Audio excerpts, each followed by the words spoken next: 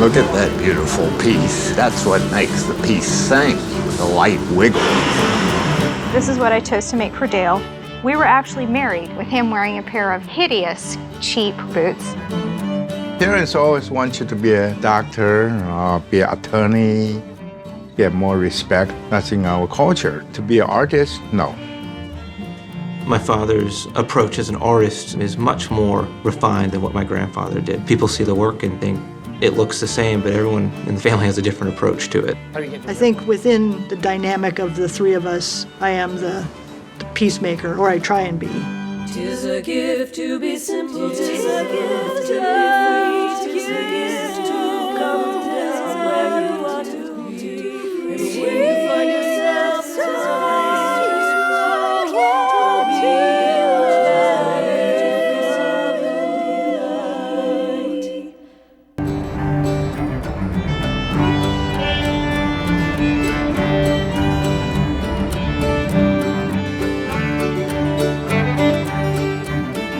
I began wood turning when I was 15. I was always carving wood. Just the idea of working in wood as a material was especially appealing.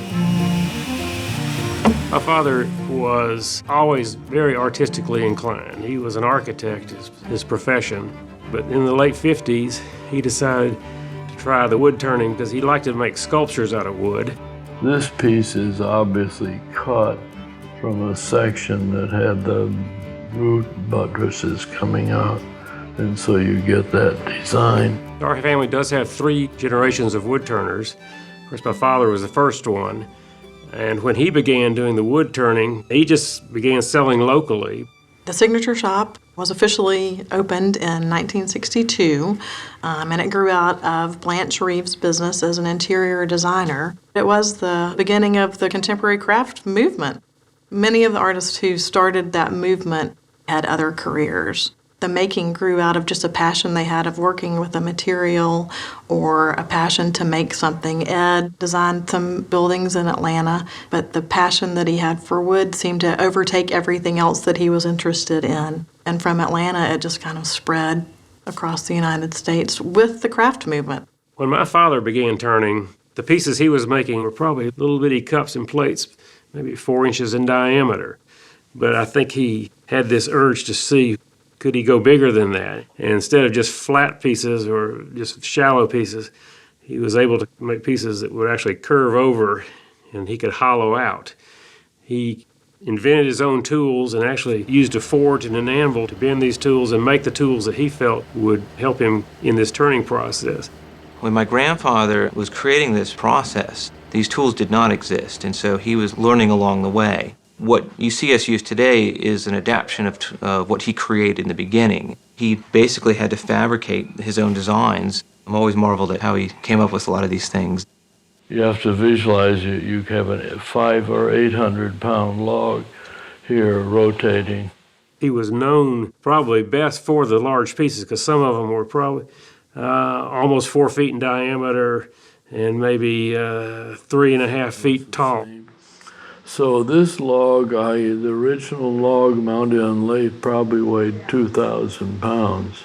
When I was a child, we would go over to my grandfather's house, my brother and I. There was a piece was photographed of his, a large globe shape, and in the piece you couldn't tell the scale of it, so they put an apple next to the piece, and it didn't do it justice for how big it was. People still didn't get the concept of these were really large architectural sized shapes, and so he put me inside the piece. It was almost unbelievable to see a turned object that large and that refined. My grandfather actually posed in some of them as well, some of the really giant turnings.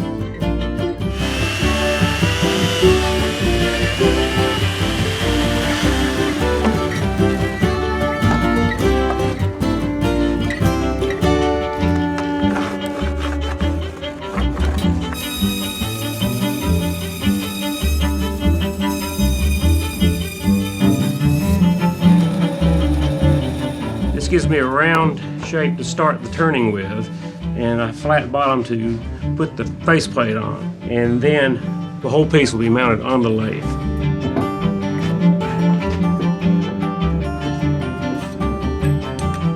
father always had said he would teach me when I wanted to be taught, and I made a few pieces of furniture, and then I got into photography, and then thought, well, I should try the wood turning. I was probably 30 when I started doing this. I had gone to law school, and I began wood turning just about the same time. It was probably early 90s when I went full-time into wood turning, but I had slowly kind of weaned myself off the law work from a 5-day-a-week job down to a 4-day to a 3-day to a 2-day, and then I finally just left. Getting out of the law was like, okay, so how fast can you do this? You know? So that was easy. That was wonderful. So we did that well, and if we'd have starved to death, we'd have starved to death. Is that holly? No, that's Ashley, root of Ashley. Yeah. This is a piece of ash leaf maple, which is this true name. It's a maple family tree. But the common name that most people know it is box elder, and it's a tree that grows all through the South up the East Coast. This red color, that's caused by bacteria that gets into the tree, causing the color, but doesn't seem to damage the tree at all. The trees that we use all come from tree cutters who have cut them down due to storm damage or construction. They're not used for furniture or anything else, but it does work well for wood turning. So we have several sets of tree cutters that we've known over the years, and I always tell them to watch for this. It's a very soft wood. Structurally, it's not good for anything. It's very striking to think a wood in the United States has this bright color red in it.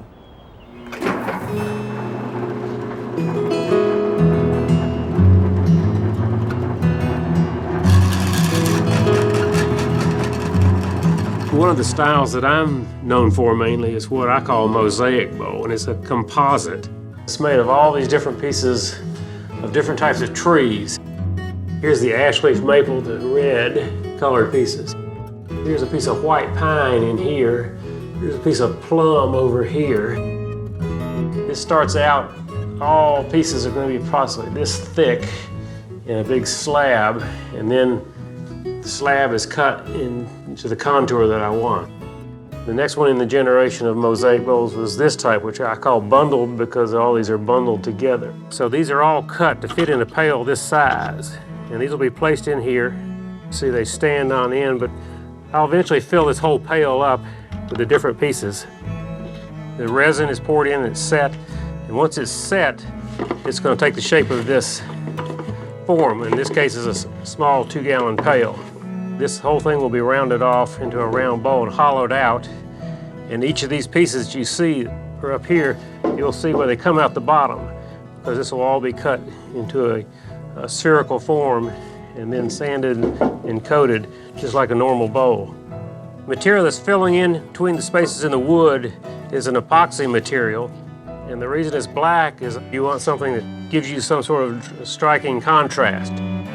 There is a number of people who are wood purists who think that wood should be made out of one type of tree only, which is fine, but this is just a variation, just to try to get a different appearance using wood, even though you may not know how it's exactly done, but you can tell it's made out of wood. That's kind of the message I was trying to get across, that this is just a new way of looking at it. Some of the most beautiful turnings that's made just came out of old stumps of, say, poplar and pine trees that most people that make fine furniture would never think about using. Poplar would only be used maybe in the back end of a drawer or the bottom of a drawer, for instance. And pine is ordinarily kind of derogated as an inferior structural product. But when it comes out of off the lathe of one of the Moulthrop family members, it becomes a permanent thing, a beauty and a treasure in itself.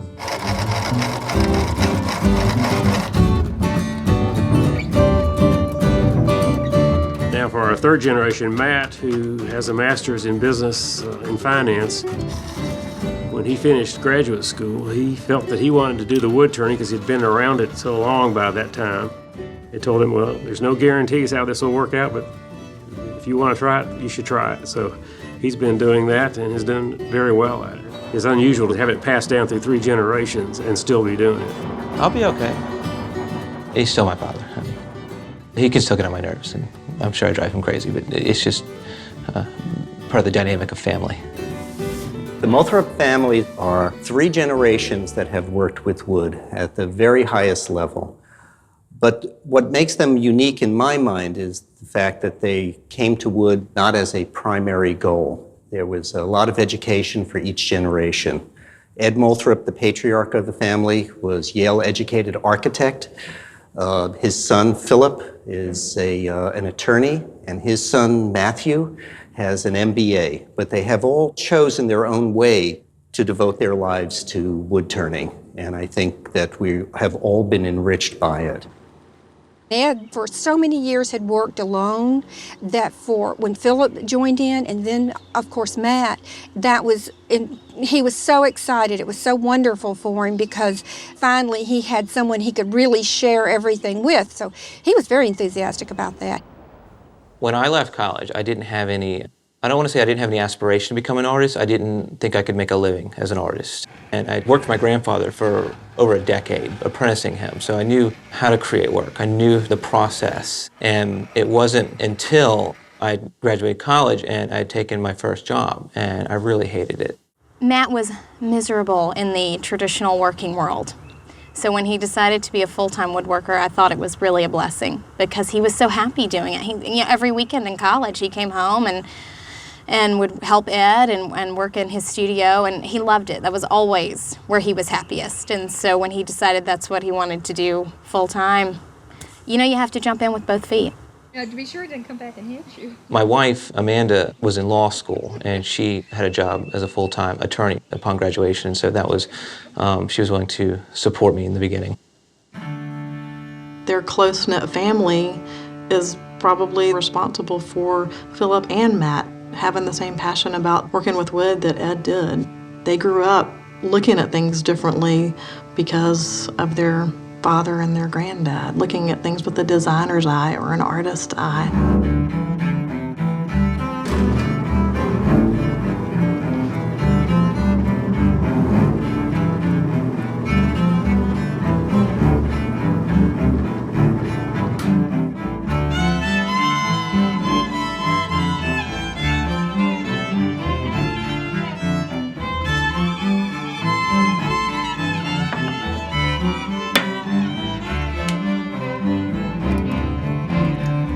The idea for this machine came to me from watching a program on the astronauts at NASA on how they make their gloves. They would make like a plaster cast of the person's hand, and then they would take that plaster hand and put it on a machine and spray it with latex.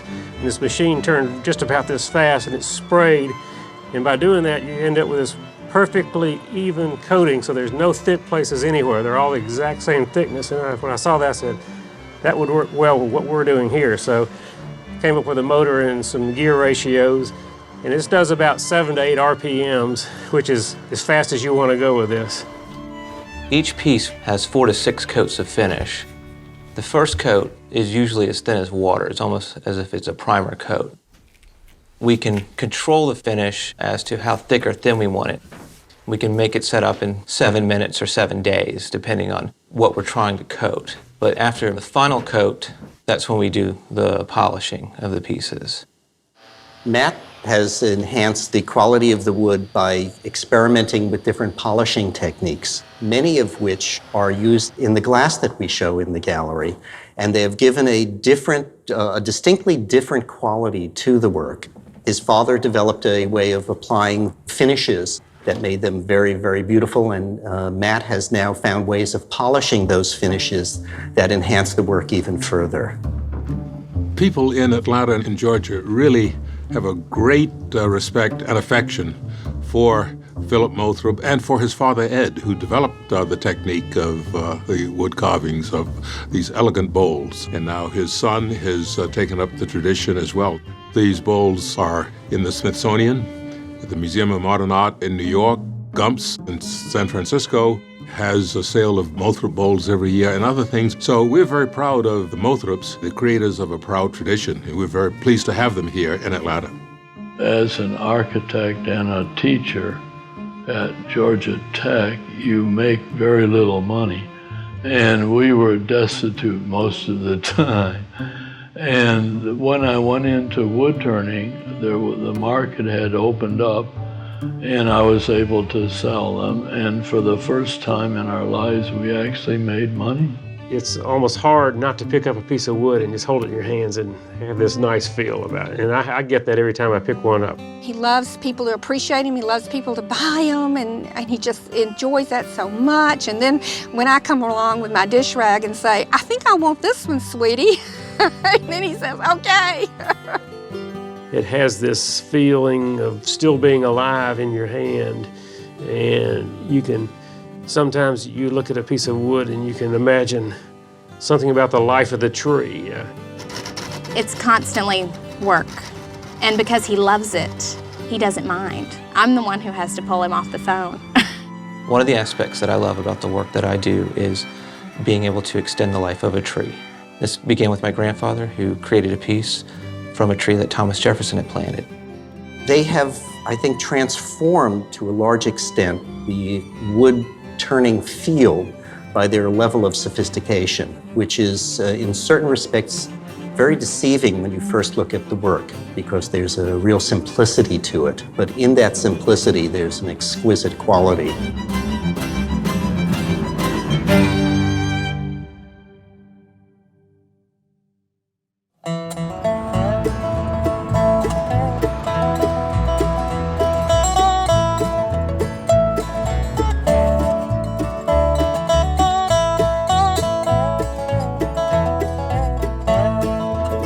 Cowboy boots are an American icon. You can show cowboy boots to almost anyone in the world and they instantly connect that with America. They represent America in a way that no other footwear does.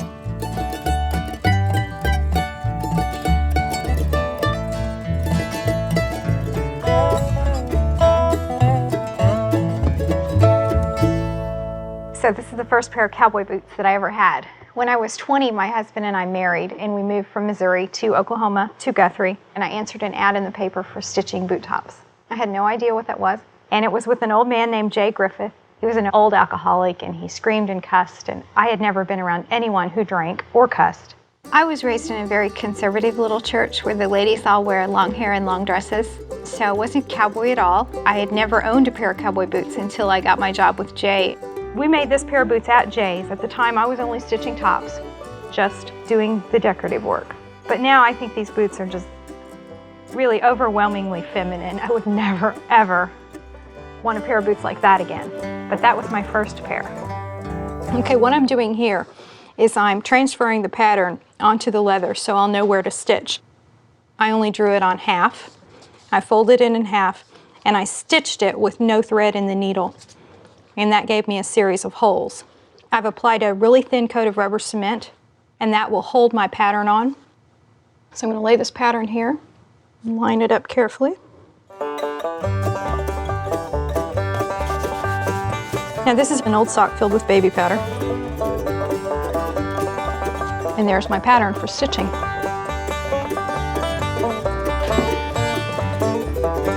Lisa and I first met in Springfield.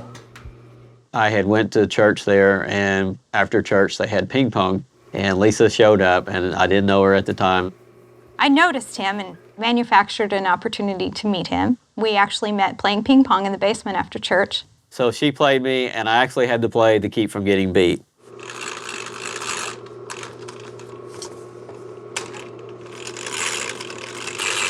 This is called inlay. Where you see the red, I've cut a leaf-shaped hole out of the brown, and I've put a different color leather, in this case red, behind, and that's called inlay.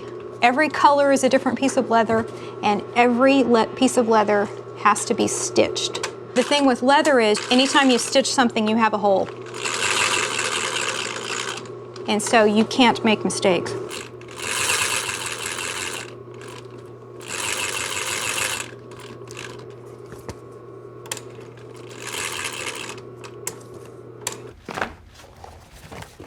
I used 2 skins of navy alligator, and they were matched skins. They were the same size, the same tile pattern and everything, because I want my vamps to match.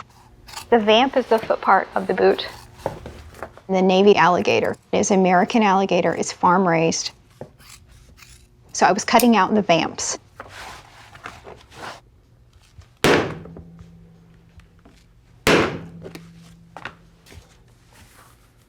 you won't really see that white leather, the lining leather, because it's what's touching your foot. And then the navy alligator is what you will see, but there's actually 2 layers of leather in there, the lining leather and the vamp leather.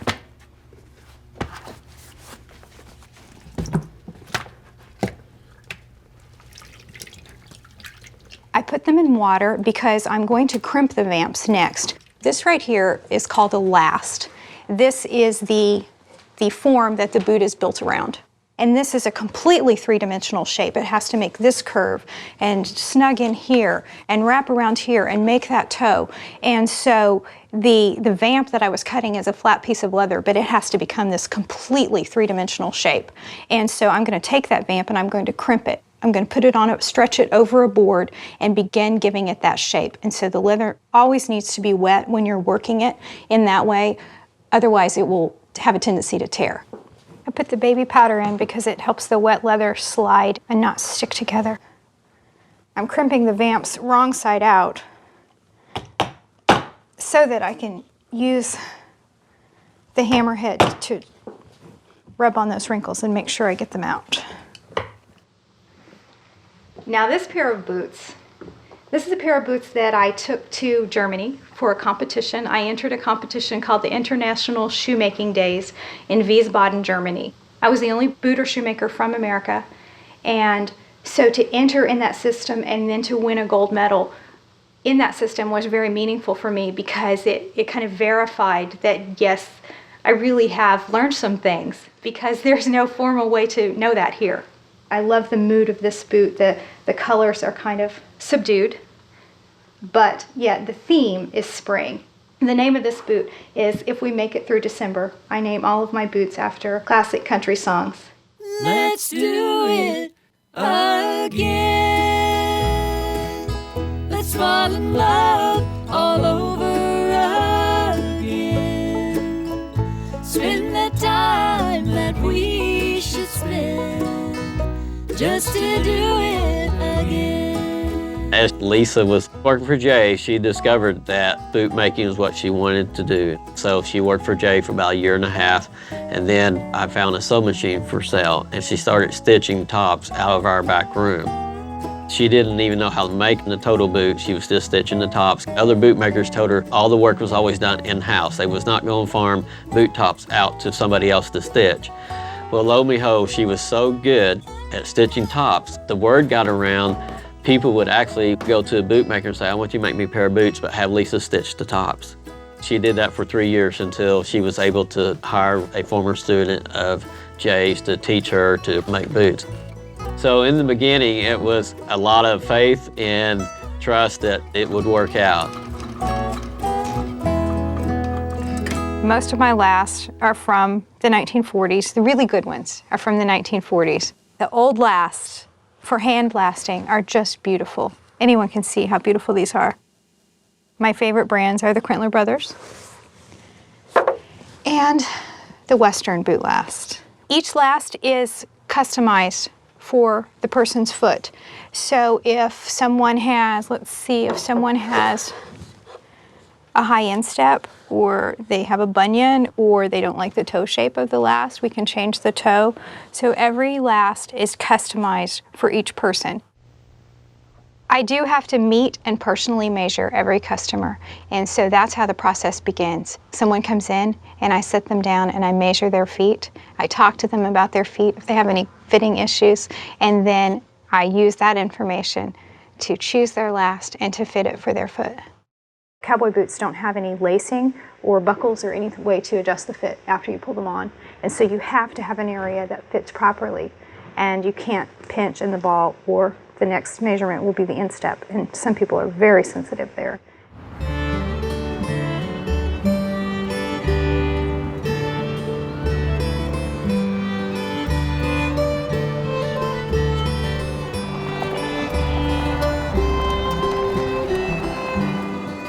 The church that we go to is quite small. It used to be a one-room schoolhouse, and so it has a lot of history, and it's just very intimate and close. Hallelujah, God is love. Paradise now helps to swell its saints on earth afar. Go tell its state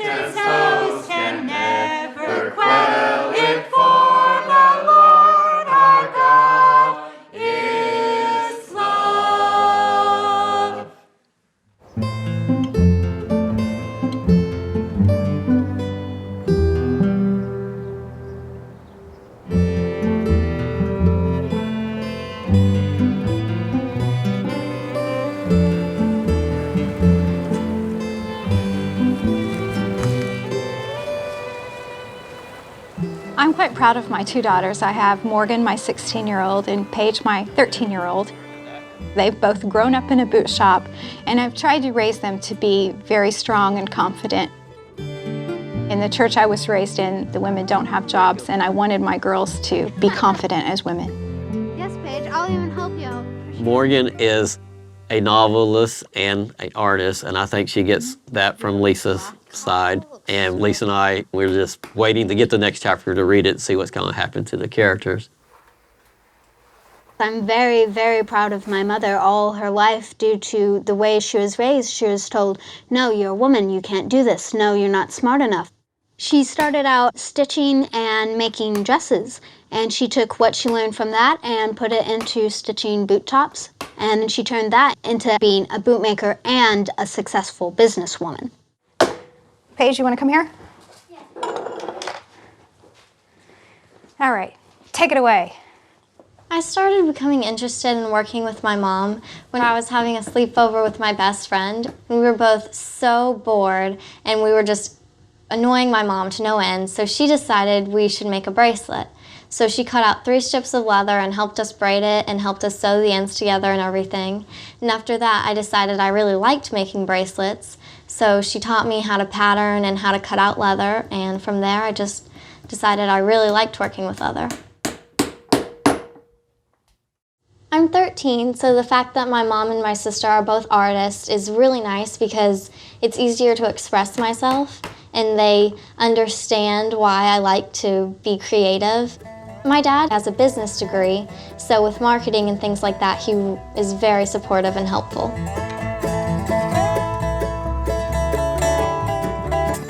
When I found bootmaking, it wasn't like discovering what I wanted to be. It was like finding out who I'd been all along, and I just hadn't known. I got to sew and be creative and be artistic, but at the same time I got to hammer. And it was a very physical thing, and that appealed to me greatly, that it had this craft aspect to it, this very hard physical labor, and I love that aspect of it. I think it's been said about cowboy boots, they're timeless. It's not a throwaway product. With custom-made anything, cowboy boots, basket, pottery, clothes, it's just a sense of ownership and pride. And I just feel like you treat it differently than just something that you picked up off the shelf. I think craft is empowering. I think when people have the ability to make something or to fix something, then they're completely empowered.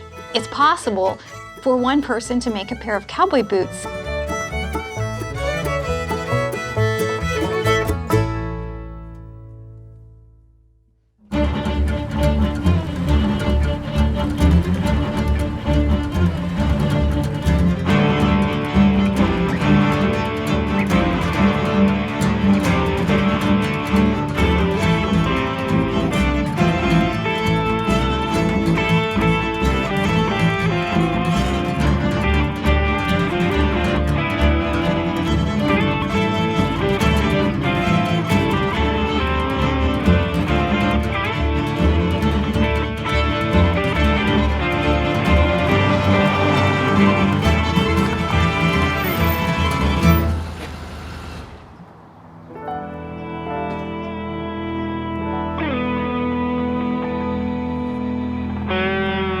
I grew up in Cincinnati, Ohio, which is a beautiful place, but 5 days after I graduated from high school, I packed the car up with all my stuff and drove to San Francisco. Worked for a while and started going to school, and that's when I decided to become an artist. 2 of my brothers were artists, and I could see that they were the only people I knew in society that were allowed to do whatever they wanted to do. But at the same time, I had met this woman trying to do something as an artist with stained glass, and as an excuse to get to know her, I asked her to show me how to work with glass. She'd shown me how to cut glass and solder, and then she kicked me out of her studio, and she gave me the best advice possible. She said, go home and do whatever you want to do. So I started working in glass with no real training or idea, and I made a lot of weird, wonderful stuff and got my first show at the gallery in San Francisco. By sheer chance, Cecile McCann of Art Week took a liking to me and gave me 2 full pages with 7 photographs. And my career was launched. I mean, it just overnight, because Art Week was read all over the United States. I got into glass as a youngster. My father, Paul Marioni, started working with glass in about 1970. He would bring home these lumpy little forms that he made, and I was so intrigued. I hadn't seen anything handmade. I hadn't seen something that was goopy and amorphous. I knew I was gonna have to try it. And when we moved here in 1979 to Seattle, when I was 15 years old, I did have the opportunity to start blowing glass. But I was pretty determined I wasn't gonna follow in his footsteps, or anybody's hippie glass footsteps for that matter. It just didn't look like a very easy way to make a living. And I was right, it really isn't. When I was still in high school, I met Benjamin Moore. I worked with him right when I got out of high school as an assistant on a glassblowing team. And I just really liked his approach. He had a design-specific approach to glass making that nobody else did at that time. He could blow glass on center at will. From there, I continued to work with Benny throughout the 80s and 90s, and I still do. Everybody, of course, expected me to be a glass artist, and it really held no fascination to me. It's hot, it's difficult, it's boring. And I was also pretty rebellious, you know, as much as I could rebel against the most lenient parent ever who, you know, basically there was very little that we couldn't do. So people would say, you know, oh, so you're a glassblower too? And I would say no, and usually with profanity included. I can't get away from it, it's there, you know, and I work with my father so much and I know how to do it. It never held any draw to me whatsoever.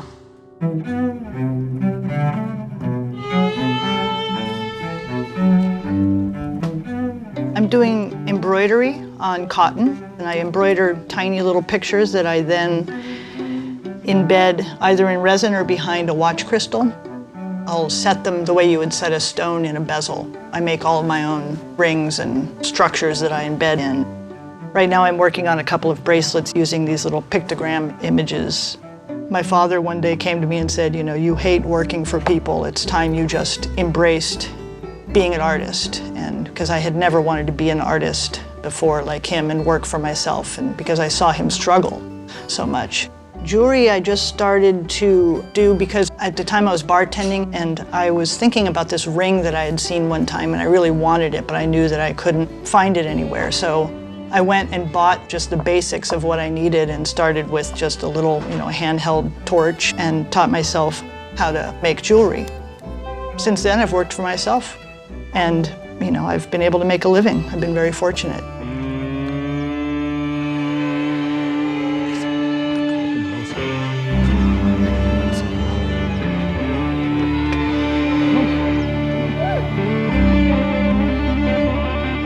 I maintain a studio here in this building, as does my dad, and my dad actually resides here as well. And my sister, Marina, has a studio space within Dad's studio. So yeah, we see each other pretty much every day now. Where did you see that? Got an ad for it in the mail today. So I looked to see who was going to be there and I saw your name. Seriously?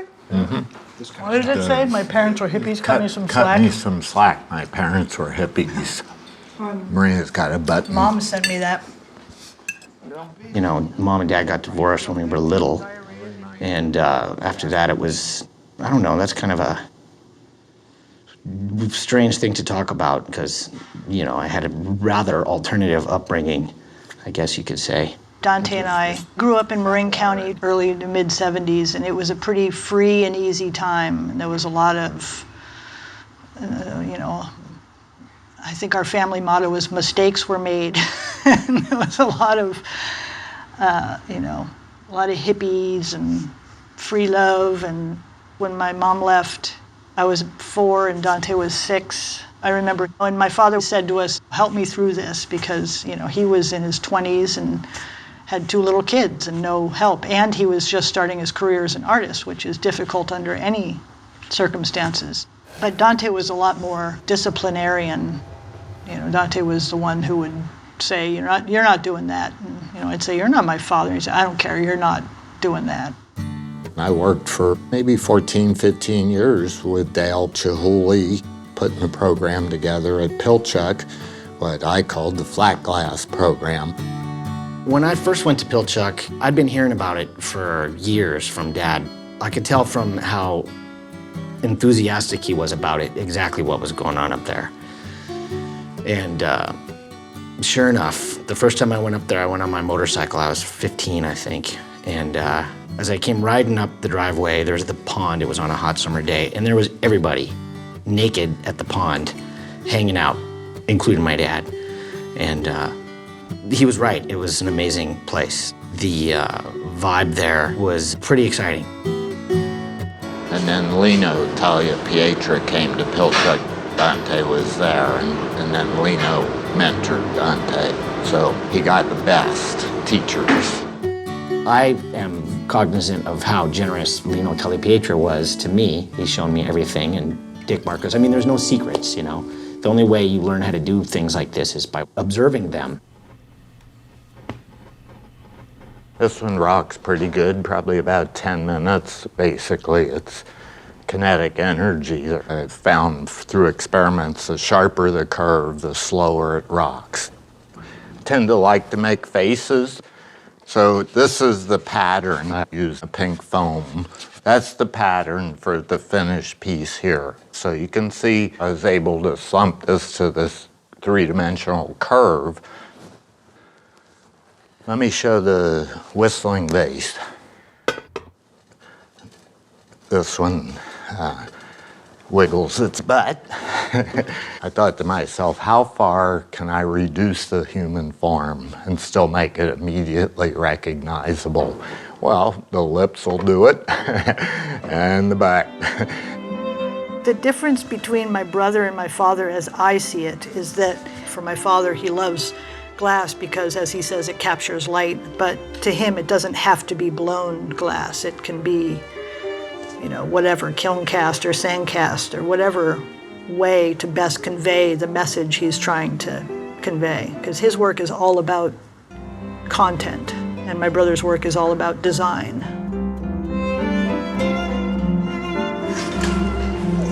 My brother believes his craft is conveyed in glass. He's using his influence of Italian glass, shape and form and all of that, and color. Just that process of stretching it out down the hallway, it looks so simple, and it really is, but still there's just a whole bunch of different ways you can mess it up and have it pull too skinny or really skinny on one end and really fat on the other. You know, it's like anything, you just have to really pay attention. And I'm just laying these out so that they all interlock, and then we'll pick them up onto the pipe, and I'll just make a simple cylindrical shape and make a piece out of it. Picking this up onto a blowpipe isn't really as difficult as it looks. You need to have somebody who knows what they're doing helping you out. I could not do it by myself. You just have to be really conscientious of the temperature that it's at. If you do it too hot, it's going to want to flop right over onto itself. If you do it too cold, you're in danger of it breaking before you can get it back into the fire. It can be a disaster. That's happened before. People ask me all the time if I taught them how to blow glass. I laugh because of course not. As a teenager, he had the attention span of a gnat, and I had the equivalent amount of patience.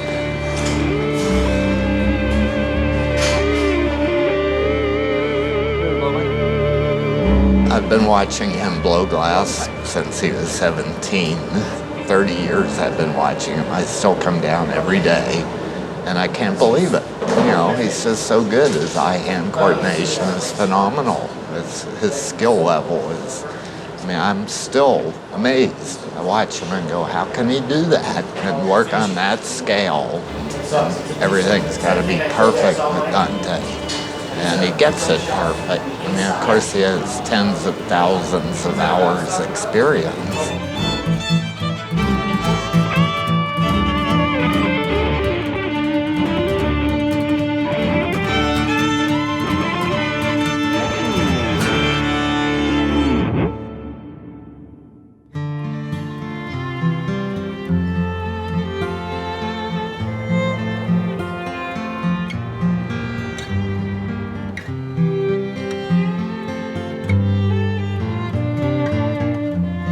As a young person, I had such a diverse background, and I spent a lot of time in Asia, in Taiwan. My first experience in the arts was Chinese brush painting, and that was a wonderful experience for me. I came to the United States, go to school, major in biology, and then later on went to medical school. And I never thought I'll become a potter. What kind of glaze is this? This green tea dust. I was a neurosurgeon. And then one of my patients happened she was potter. One day we were talking. I told her I need a hobby because I'm very, very tired. I got long hours. I need something to relax. She told me, why don't you learn how to make pots?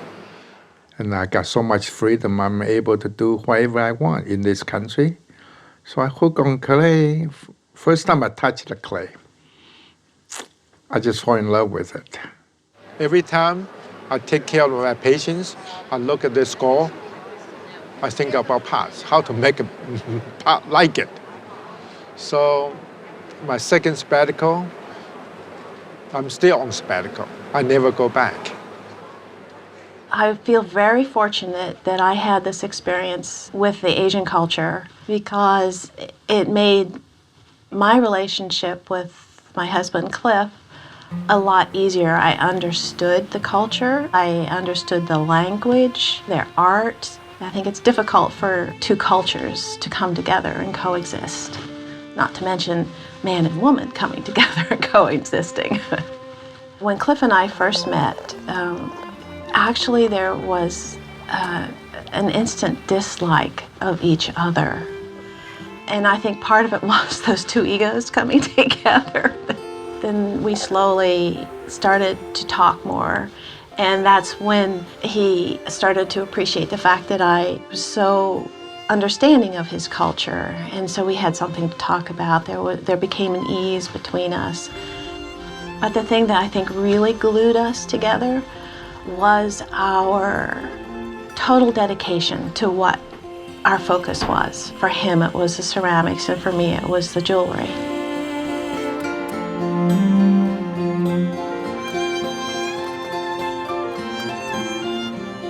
For many years, I lose touch with my parents because I was afraid I changed what they want me to be. And the day after my older son, Douglas, was born, I said, it's time for me to tell my parents. They are grandparents now. So I called them, and then my father said, being artist is very, very difficult life. And you must really, really poor.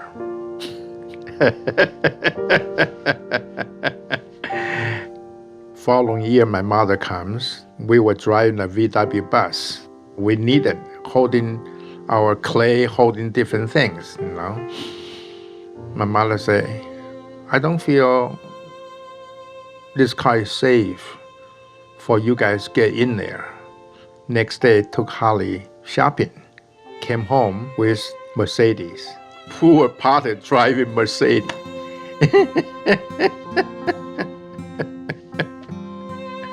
That's my life. We were young, struggling artists, no money. And then Douglas came, and boy, did that change my life a whole lot. Now I had a business, I'm a jeweler, and now a mom. You have a crying baby, customers come into the store, and so what we would do to entertain him, we would actually give him a big pot. And he would take that pot and he would push it to one end of the gallery and push it back to the other end of the gallery. He'd just go back and forth, back and forth. And of course it would get broken at some point in time. But that's how we entertained him when customers came to the store.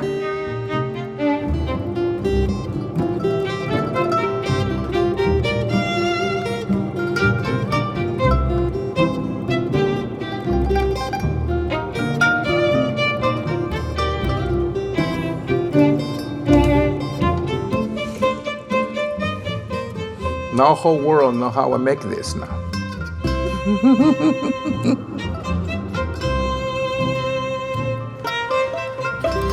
Alrighty, well, cheers. Cheers. Cheers, cheers. I think the freedom in this country and the ability to tailor what you want to do as a profession into your passion really gave my father the ability to forgo his previous profession and really become engulfed in the art profession. And he really inspired that into us. He basically just said, do whatever you guys want to do. You don't have to follow us in our footsteps. You can become an astronaut if you want. You can become an engineer if you want. You know, just work hard and do whatever you're passionate about. I actually did commercial photography in Philadelphia for 3 years. And then I decided to earn a more stable paycheck. I went into computer programming, and that's what I'm currently involved in. Before I put a piece of clay on my potter's wheel, I already knew what shape, what style pot I want to make. And also, I knew what kind of pattern I want to carve on. In the beginning, I did not do that. Happy-go-lucky. Now, after practice for so many years, I know exactly what I'm doing. Peach vase. I had one of this in the White House permanent collection. Now reside in Arkansas, Clinton Library. I threw this vase on the potter's wheel.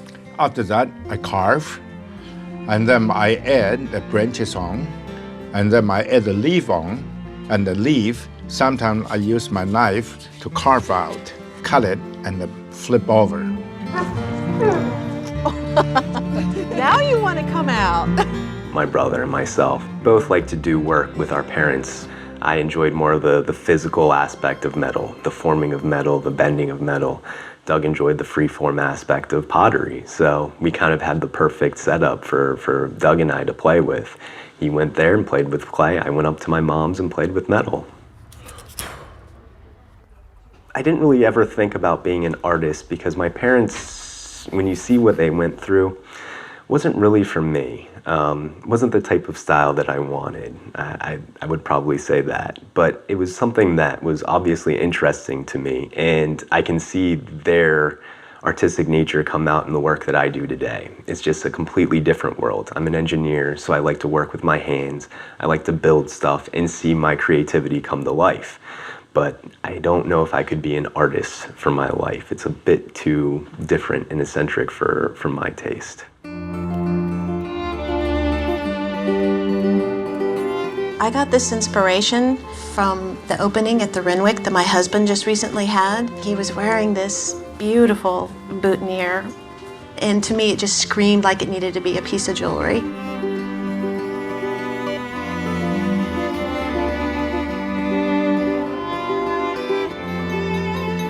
My poor husband, I'm so sorry.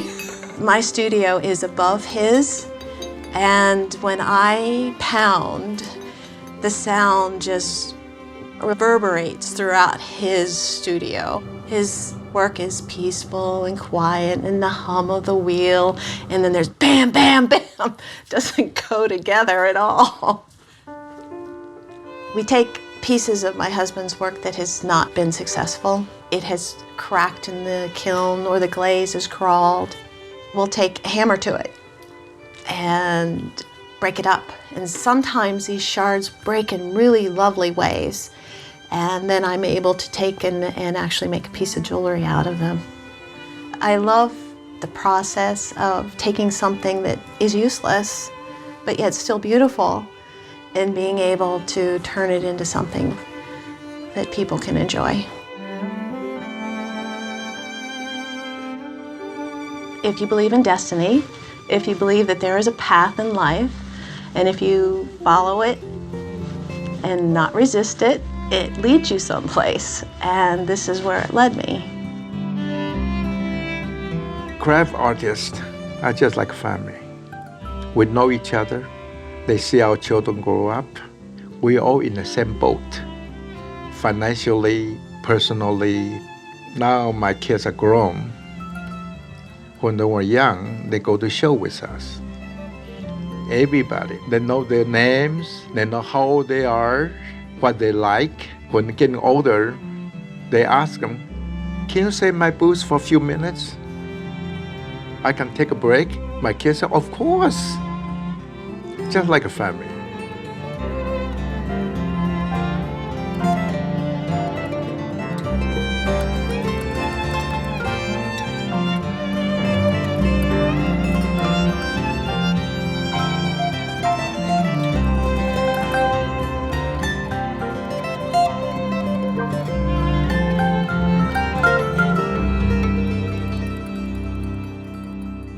Major funding for Craft in America was provided by Cynthia Lovelace Sears and Frank Buxton, L.L. Brownrigg,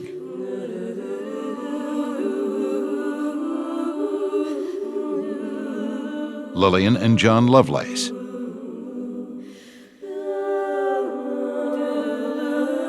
the National Endowment for the Arts, Wingate Charitable Foundation, Stolaroff Foundation. Additional support was provided by the following: